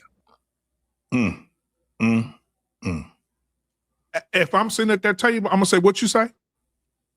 That's what I'm gonna say. See, they got a lot of bitch ass niggas at this table. If that's me sitting at that table, I'm gonna ask this gay nigga, what the fuck you say, nigga? I'll slap the fuck out of you, nigga. See, that's what needs to happen. Men need warriors at this fucking table. Yeah. I will slap the glasses off this nigga. I will tell him, sit me right by this nigga. So I can be in close proximity to slap the fuck out of him. Ain't no way I'm gonna let a man sit there who sucked dick tell me how to be a man. That shit is crazy to me. You drop out. That's like a nigga that didn't graduate from high school. Tell a motherfucker that graduated from college that he don't know how to read. That's crazy. You a dropout. You don't even love yourself. Our pain back, y'all. Our pain. Did you see what this? Did you hear what this nigga said? I just caught the tail end of it. I missed. Pause. Damn, boy, it's unbelievable. Let me rewind it. This nigga say he is. Let me see. A lot of us put our thumb on the woman. So one thing that you talked about as far as like your dad and how you treated your mother, I feel like one privilege it is to not be gay. Not gonna lie, I love being gay. Like, you know, like whether it's not a choice, it's not a choice, it's not a choice. But in my life, what I feel is, you know, it was karma for the straight men, and also like to reject what patriarchy and masculinity look like, because I had to choose how I'm going to live my life. So you know how you were talking about how your dad, he was real good with his mom, he was real good with. That nigga him being gay. Was karma for the black man, right? Yeah, him being gay is karma to the black man and the destruction of the patriarchy. What he really needs to unpack was that thing where he said the man had his thumb on the black man, and the black man decided to put his thumb on the woman. Where did that come from? Where's any evidence of that or proof of that? Because we ain't never had no problem like that. I think they're just cooking up stuff just to say stuff. You know, what I would wonder is what kind of man is dicking him in the ass? How is he treating him? Right? He's a tough muffin, right? So he got a boyfriend. How's that motherfucker treating him? I don't know what he's talking about. Is he white? He finna say nigga. Yeah, because he finna say fuck you to all men. So I'm just trying to figure out the nigga you fucking, is he okay? Is he unique in a way that better than other men? Hey, Landon Dallas 1984 said, what black patriarchal oppressed black women if Big Mama being the backbone of the community since slavery? I love it.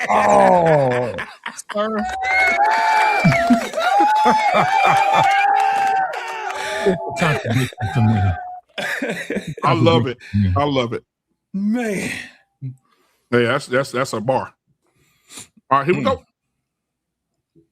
Now he finna disrespect all these niggas, and nobody gonna say nothing. Yes, a lot of men, they just live based off of the moral code. You don't even know what your own motherfucking morals are. Right. A lot of you just want to have children because that's what you're taught to. You didn't get no education. You're not saying you have to get education. You have no craft. You have no skill. So all you can do is really just have fun and have children. Nigga, fuck you. And then another thing that I want to say is too, a lot of people, you know, when I said like, you know, having accolades and things like this, a lot of my friends, and especially when moving to Houston, I have such a respect because like in Arkansas, a lot of people had kids by the time that they were my age. I'm 26. Majority of my friends, like they're between 29 to 30 to 40, you know, beautiful women, well into the careers, talking 200,000 plus. You know, my allyship to them is supporting them whenever we're out. Like I am a protector. I'm not, there's a big kind of like conversation about like, oh, gay men don't want to be treated as like poodles or whatever. Realistically, I'm 6'2", I'm 200 pounds, 215. Like it's like if a motherfucker step up to my friends, I'm going to defend them. I feel like my presence as a black gay a man is to use my masculinity, me being a man, as to not only allow myself, vertical, promotion within life. I don't know how to coin that the right way, but also bring up my sisters with me. And that can be whether it's education, go and get that education, whether it's in careers, because Black women are the smartest group in America. They're also the most underpaid. If you want that money, ask for it. Whenever you go to the interview, let them know what you want. And the same thing as far as like a job, how you can switch out a job, it's no different than a man. And you know how we're talking about like the moral basis of, I don't want to lose my track. The moral basis of people not knowing themselves and having babies, a lot of men don't got shit to contribute. If you can't even commit marriage to a motherfucking woman, what makes you think that she wants to commit to having a baby? That 9 to 10 months, that can fuck up that whole baby's life. Not being supported. Yeah, you can't. In the same way that she was talking about, asking for that promotion and things like that, because that also, when we're when we're seen as having some more control or power over in a work environment, people aren't going to abuse us as much. People aren't going to, supposedly, right? Where are we advocating? You know what I'm saying? In the same way of like not being prepared for fatherhood, where are we advocating for those Black women in the job, in the workplace, and making sure that they are seen in the way that they should be and empowered in the way that they should, in the same way that in fatherhood and outside of fatherhood, when you know that your homie is going to have, is thinking about having kids, when you know that your brother or whoever is thinking about having kids, how are you empowering the mother who could be the mother? And how are you holding your brother or your homie accountable? And what does that even mean? The same conversation I can say, like, hey, you need to ask for it 150, 200, 175. Be the same conversation, like, like, what's he doing? Right. And it's like, it might be a conversation. I think also with certain conversations, it doesn't matter if you're gay, straight, or whatever, you're still a man. Whenever a woman wants to open up and talk to you about certain things, that's when you want to talk about it. Like, you can't be overbearing, because with patriarchy, with masculinity, it's kind of like you trying to talk about something you want to talk about and shouldn't want to talk about that. That's you exerting your masculinity over somebody. So, like, whenever my friends talk about their dating, majority of my friends are introverts. They're real kind of like to themselves. They don't like to talk about their business. When they do open up, that's when I ask, like, hey, like, you have X, Y, and Z. Is he providing you what you need? Or is he just a placeholder until that right man comes? So sometimes it will be different. It just depends, because you got to be the person to say it. Yeah. I would say too. You got to go ahead. No, I want to see what you're going to say. Go And placeholder might not be the right thing. It might not be the right thing to say, but I was just talking about, I'm 70 years old. So I come from a whole nother era than any of you Negroes is talking about. And what I've learned, and I'm not saying I'm right, I think everybody is right. Okay. Now, before we do that, I'm a guy that when I go to the store now, my baby taught me to start asking for the receipt. They say, do you want the receipt? I used to say, no, I'm good. She said, get it. And I'm so glad that I learned that from baby, because I got some receipts. This gay, ball holding, head sucking, gay, Rike Swabby looking motherfucker is a liar. And I'm going to show you guys the lie. I'm going to go over here and I'm going to pull this up. We're going to read it together. Oh shit, you can't see it. Let me zoom it in, because I don't want nobody to say I'm lying. Okay. Let's get these receipts up here. I got time tonight. Got the receipts up here. I put in Chat GPT just for the shits and giggles. Can y'all see it? Yeah. I said, do Black women make more money than Black men? And are they smarter than Black men? It says here, do Black women make more money than Black men? Let's scroll down and let's see. It says here, according to the data from the U.S. Census Bureau and the Bureau of Labor Statistics, I think those are two credible places. Is that correct? Would you guys agree? Yeah. Okay. It says the median annual earnings full-time workers recent years. Black men are making, this is average. The average Black man is making between $45,000 and $48,000, and the Black woman is roughly making $40,000 to $43,000. That's the average. We're not talking about the 1% who make more than that. So when you sit at a table full of gay niggas and swallowers, and you say that Black women make more money than Black men, it's simple to go to Chat GPT and get this information before you speak this shit to a nation of people who are going to try to believe it. Everybody understand what I'm saying? Yeah, I got you. Okay. All right. I just want to add that. I just want to put that up there. That when the men are saying shit like that, you can't say that shit, because the shit is not real. It's not. Numbers don't matter to these guys when they already got an agenda. Yeah. But they're being right. You're absolutely right. And the other thing is that when people start spouting out shit for bragging rights, and it is crazy that you got these dudes that saying Black women are the smartest and all this crazy ass shit. No, it's not. It's been proven time after time after time. When it comes down to it, it doesn't really matter, because it ain't doing shit for the community anyway. So this is the craziest part. If you had Black women that were the most educated, why is it that black women's children are the least educated then? How about Exactly. that? And they're not the least educated from some real smart motherfuckers. No, they're the least educated from some dumb motherfuckers. I've already proven it myself that these Gen Zs are the dumbest generation ever, and I proved it. They're dumber than them. Now, can I tell you this? I'll scroll down a little bit. It says research from organizations like the American Psychological Association shows Black women currently outperform Black men in college enrollment. I mean, they showed up to the doorsteps. They came and they went and got debt. That's all they did. They ended up going and getting more debt than Black men. Congratulations. You played yourself. Outperformed, and that's crazy how they put that.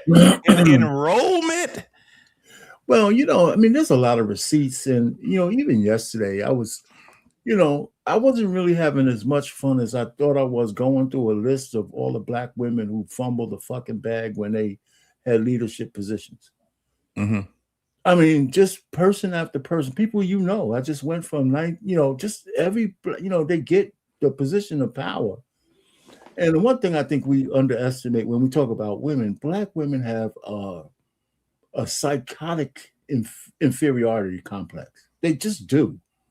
So they're easily manipulated with affirmation, attention. If you tell them what they want to hear, man, you got them. You could put batteries in their back. They go for every little thing. So when they see a group of men talking the way these guys are talking around the table, that's just like music to their ears. Yeah, it's like Hercules. I mean, it don't have to be true, and then these guys are a bad representation of men, but it's not a surprise that the whole table is being sponsored by a group of women. Arpain, you just made a brilliant observation. Here's a situation. When you put Black women in positions of power and leadership, the problem with that is that other people around them don't have the courage to tell them when they're wrong. So when you have a whole group of people around you who are actually being delusional and who are afraid to tell the leadership, hey, you're doing something wrong, they're going to continue to do something wrong, and they're not going to know that they're doing it wrong. And they're going to just keep doing it over and over again because she's God. You know what I mean? They want to see a sister of color in power instead of somebody who's competent. Somebody who knows how to take criticism, somebody who knows how to adjust. You know what I mean? So what happens is, I already know for a fact that most people don't like to tell women the truth because A, they trying to get something out of them, or B, they don't want to hurt their feelings. You know what I mean? It's always something that they're trying to get out of them to keep them from telling the truth. If I just lie to them long enough, I can get what I want out of the deal. Well, how does that help women in the long run? You see what I'm saying? Does it make them more effective leaders, or does it make them look foolish at the end of the day when they fall on their faces because people around them are not telling the truth? I think they're doing women a disservice when they don't. And I think that's the issue. The people that surround them don't give them the support that they need by being honest with them. Lost in translation. One of the things about women, though, too, Lost, is, and I heard this from Crimson Cure, but I kind of understood this was dealing with my oldest daughter. Women internalize every goddamn thing. When you talk to them, they internalize it. It's like, you could tell them something and they take it all personal. You got to somehow let them say, I'm telling you something, but I don't want you to take it personally. This might help you better. But they internalize everything. I think men look at the world a little bit different. We could look at the world the way it is. We could have an idea of where we want it to be, but we understand those external things are there for us to navigate around. Women absorb every fucking thing. So when you tell them something, that's why if their hair doesn't look like the industry standard, they internalize that. If they're dark skinned, they internalize that. If you don't have a big hourglass figure, they internalize that because men might be attracted to it, but they won't marry it. But that doesn't matter to the woman because she wants the attention. So they internalize every goddamn thing. I don't know if it's a flaw or if it's just by nature, that needs to be cultivated by men, and it could be corrupted just like anything else in nature if it's not treated right. That's just my little observation. I want to say this real quick, Mr. Boomer. I'm pretty sure Clifton Powell and you are related because he's about to do something that you do often on these panels. And we're gonna watch it. Here we go. There's so many levels to this, but most of this was laid on our parents. Yeah. My father was born in 1915, and his parents were slaves. Well, his grandparents were slaves. So what I've learned is it's not your mother's fault, it's not your father's fault, it's not your fault. We were born into 450 years of post-slavery PTSD. I am 69, I'll be 70 in March. I've just learned how to love. Our parents didn't know how to love. Their parents didn't know how to love. And if I could say anybody maybe had an edge, it was the women. That's why I celebrate Black women. I live with a psychiatrist, forensics detective, gangster, loving Scorpio, Pisces, Cancer, who's just been patient with me to teach me how to love. But in closing on this, because I don't want to get too deep, I called my buddy, man. I said, I'm fucking up, bro, really bad. I'm fucking up. So I never been monogamous. So I don't fucking know what age did you become a monogamous? Today.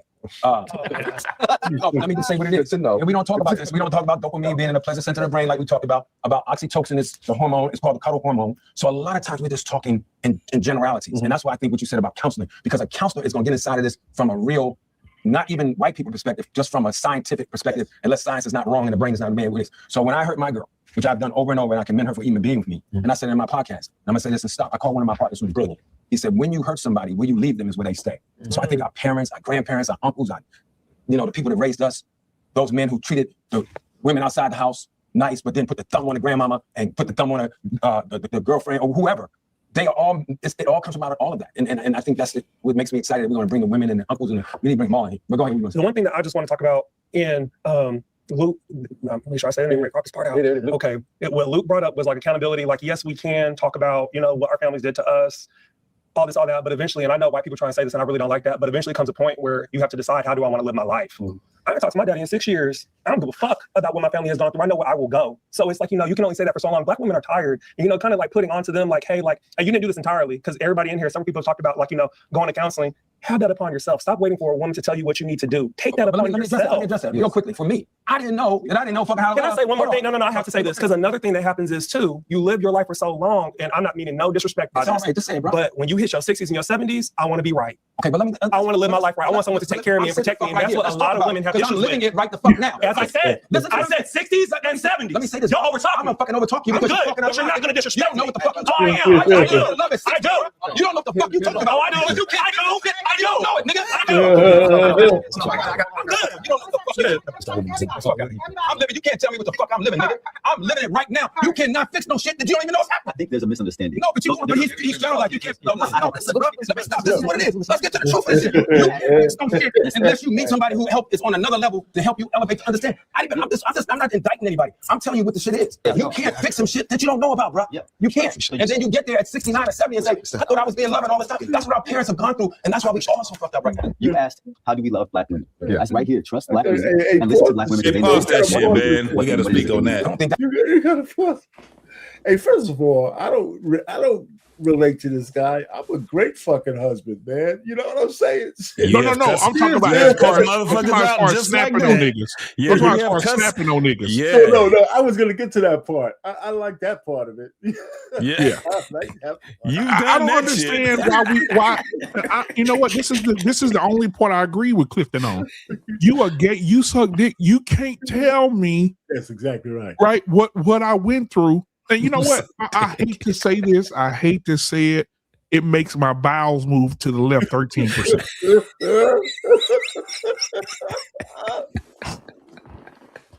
But I agree with Brownsville today.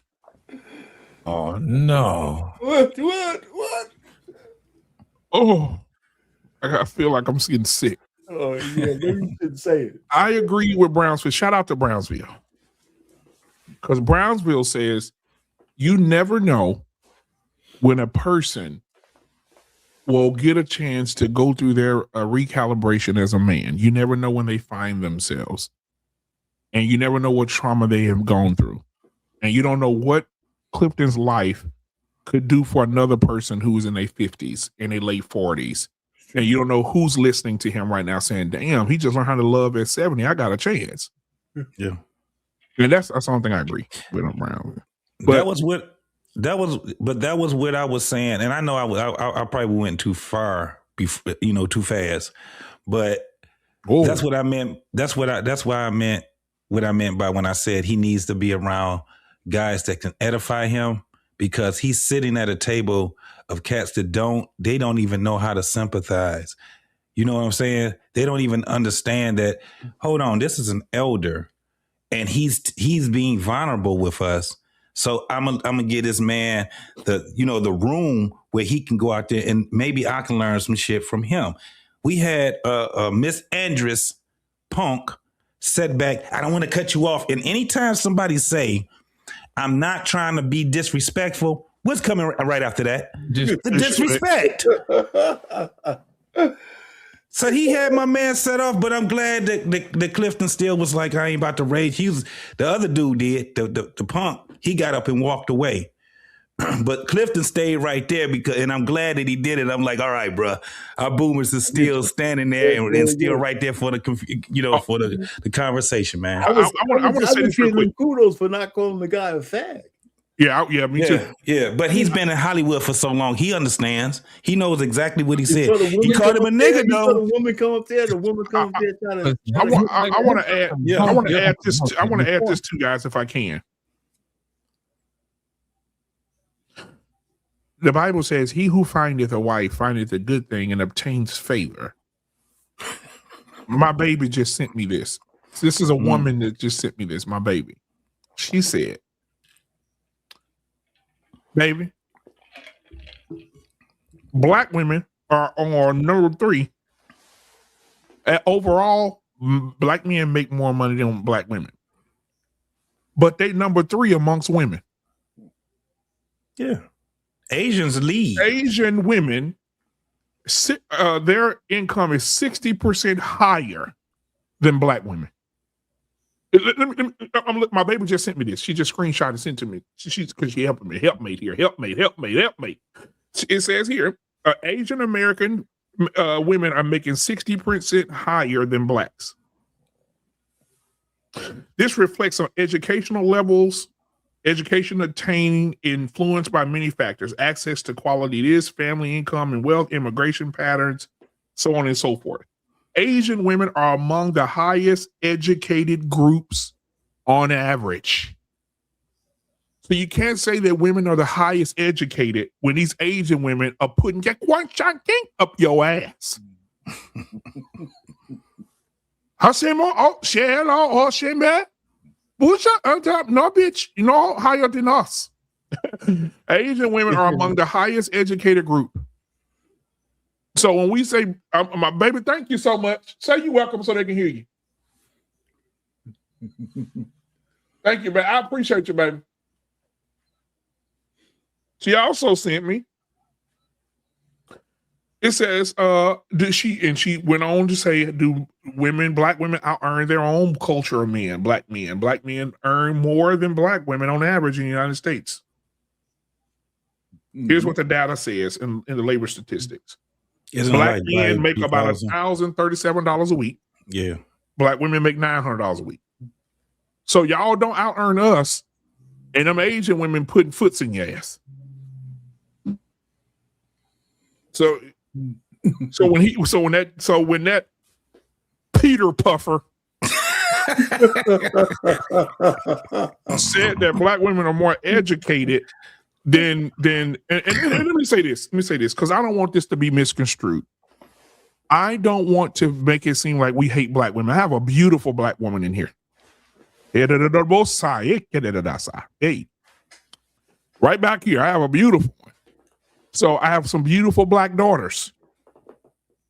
I'm talking about the ratchet. I'm talking about the women that don't know how to shut the fuck up. I'm talking about the women who have endorsed niggas who have, in JT's term, have dropped out. Women are the biggest investors in niggas who have dropped out instead of niggas who trying to come up. Yep. You understand what I'm saying? Yep. They're the biggest investors, and the niggas who will sit in the bed and talk about pillow talk shit. And they talk about what they talk about, the same lipstick they wear and the same thongs and shit they wear. I'm talking about a real nigga who go and work every day and get mud and dirt and oil in his clothes and come home tired every day. And he's sitting at home making it work, and he doing it. We gotta support them. We gotta talk about these men. And as long as y'all talking bad about the hardworking man, we're gonna be on you ratchet bitches' asses. I'm sick of it. The other day, I'm watching a clip from another Peter Puffer over on Tonight's Conversation. I can't stand that nigga. If that nigga was on side of the road, I swear to you, if I had a spare tire, I'd let that nigga stay there. Listen, this nigga, a lady stood up in the audience. I don't know if y'all seen this, and she said, "I have a man, baby. Can you send me that clip?" Oh, you talk about what she had? She said, "I have a man who takes care of me." She had brain surgery. Can you send me that clip of the girl at Tonight's Conversation who said that she got a man that take care of her, but she need more? Thank you. She said I'm gonna give paraphrase, but y'all got to see it. She said, he takes care of me, he takes care of the kids, he pays all the bills. She said, I make more than him, and he still takes care of everything. She said, but that's not enough. I need more. She's contemplate leaving him. I saw that. Are you fucking serious? There's another funky back bitch who's on there 2 weeks ago who said, I had 3 brain surgeries. He wiped my ass, taught me how to walk again, took time off. He took a leave off his job. She said, but I just need him to start taking me on dates. He act like he don't want to be out with me.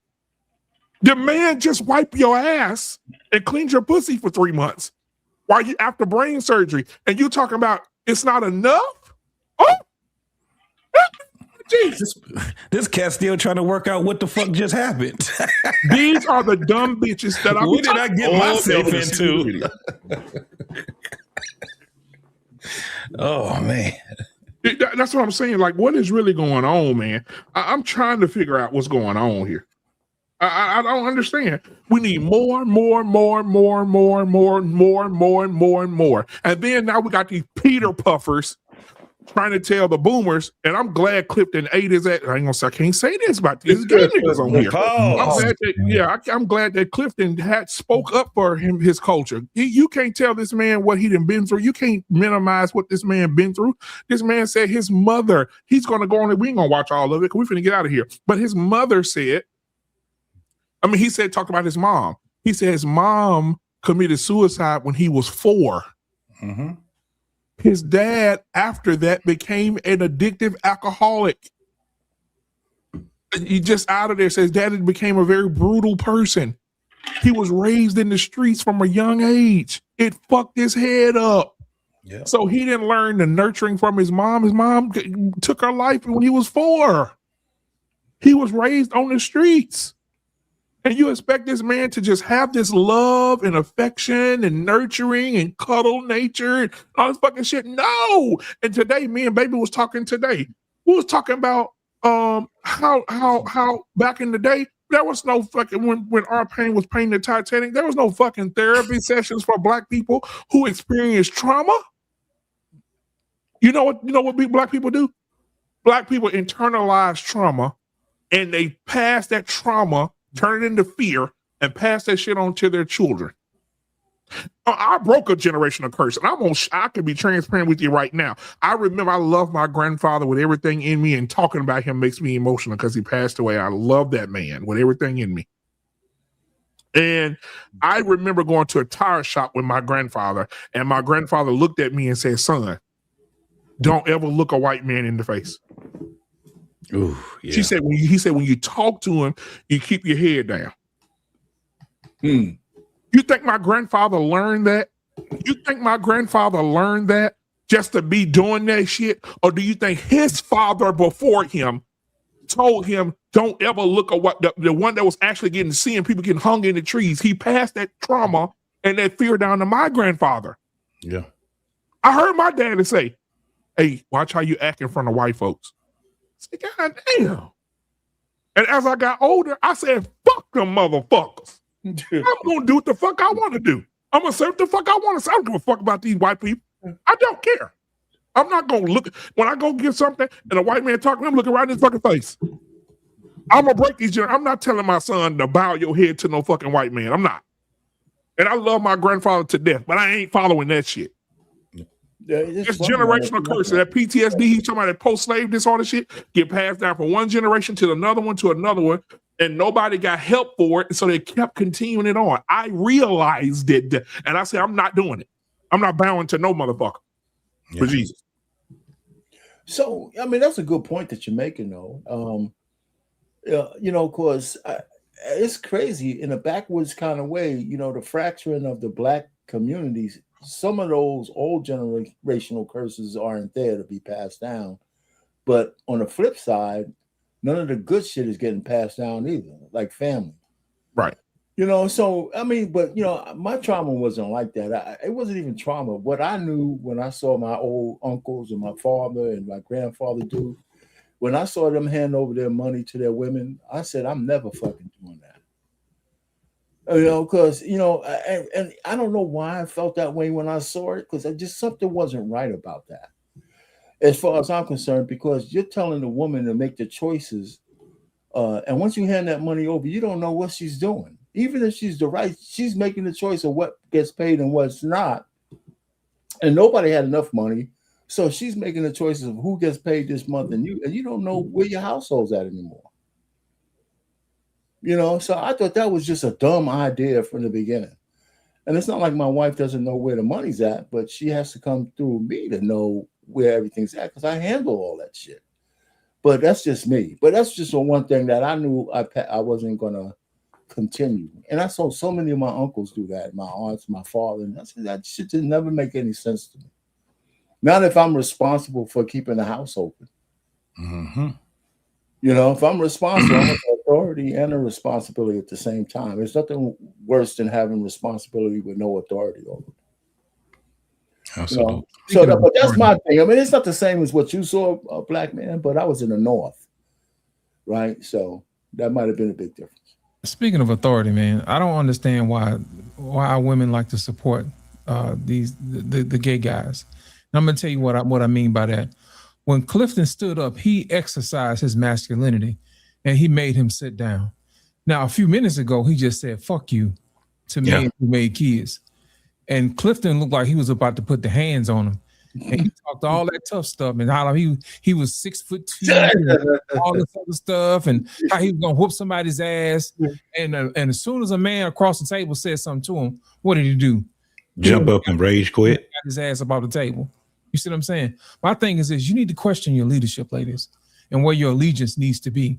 Do you want to be behind somebody who gets up from the table and runs away? Or do you want to be behind somebody who stands up for you and stands up for what's right when it's time to stand up to be right? I think that's a question you need to ask yourself. Yeah. And the thing is that, I can definitely understand where Clifton is coming from, because I've seen multiple sides of this thing, especially with baby boomers growing up. And, you know, I've had uncles, man, that really was struggling. You know, they were struggling out here. They were trying to find the balance of the manhood and things. And they were raised by my grandfather. But the younger generation of boomers, because there was 10 of them. So those last 4, they was catching hell, because times were changing during the times when they started being, you know, teenagers into manhood and stuff. And my grandfather had a time. He talks about it now when he talks about his younger set of kids. And he talks about how more difficult it was to father them. And he had to go through the whole thing with my grandmother, because she started to be more lackadaisy with the younger set. And then you seen how it looked, right? When they grew up, guess who was taking care of them pretty much? The older set. The older set were the ones that were, you know what I'm saying, playing the big brother, big sister. They wasn't playing mama and daddy. They didn't play that shit back then. They'll take care of you as long as they can take care of you. This is when during that time when you did have the crack era and all, but it was before crack. You still got to remember they still had other drugs. They still had alcohol, which always been a problem in every community, right? So when we're looking at what we're seeing now, it's crazy that you would have a Clifton Powell sitting at a table with cats that don't even understand where he comes from. They don't even understand. Think about this. I'm 20 years younger than Clifton. Oh, not. I'm probably me and you, Lost. We probably about 17 years younger than Clifton, but we're 20 something years older than all of the motherfuckers on the table. They don't understand what we went through. Now imagine him talking to them. It's like them out here listening to this dude speak Mandarin instead of them, because this is the whole thing that they were leading with. You gotta listen to understand. You gotta listen to understand women, but when it come down to men that's sitting at the table with you, you have no respect for those men, especially a man that's elder. At least that's why I said they're like 10 years behind in conversation right now. Think about it, Arpay. The motherfuckers, when we first got on here, people was out here, these old random motherfuckers coming out here trying to disrespect you and all that. But the other men were telling them, nah, you can't be doing that. That's the elder, right? You got to watch your mouth. He ain't coming here disrespecting you. And they started to, reprimand these folks. And guess what happened? People started following suit. Look what happened on that table. That's 10 years, a long time ago. These young folks don't even know how to respect elders anymore. They don't even understand what an elder actually is. I'm trying to figure out where he was coming. Where was he coming from? Oh, you got a super chat too, Black. Yeah, I was about to get it right now. Yeah. He said, "What's good, panel? What did I miss? Looks like I'll have to catch the replay." $9.99 super chat. Thank you so much, Curtis Moore. I think that JT, we're gonna end it, but I think that JT is gonna do a part 2 to this on Saturday. Am I right? Yeah. A part 2 to this on Saturday. And matter of fact, that's the part I'm gonna go off of. Based off, it's gonna go from the Discord that Clifton and the Sissy, and then we're gonna go from there. Yeah. Okay. Yeah, I appreciate you. I appreciate you as always. Lost in translation, my brother. Appreciate you, man. JT, thank you for being here, man. In closing, I want to say this: we have to move the sissy and his sponsors away from us in order for us to see the true us. Because what we're seeing out of these men who are sissies and these women who support them, they're only supporting what they do every day. Delusion. Yep. Anytime a man can get up in the morning, look in the mirror and say, "I'm a woman," and a black woman comes behind him and say, "Yeah, girl, you sexy. You go, sis." All of them are delusional. And these are the women you want leading. These are the women that you want over households, over children, over the United States of America, ruling the world. Women who can't even tell you what they are. I rest my case. Guys, you have a great, great rest of the night. And if you can't do anything nice for anybody else, do something nice for yourself. All right, we out this day. Peace.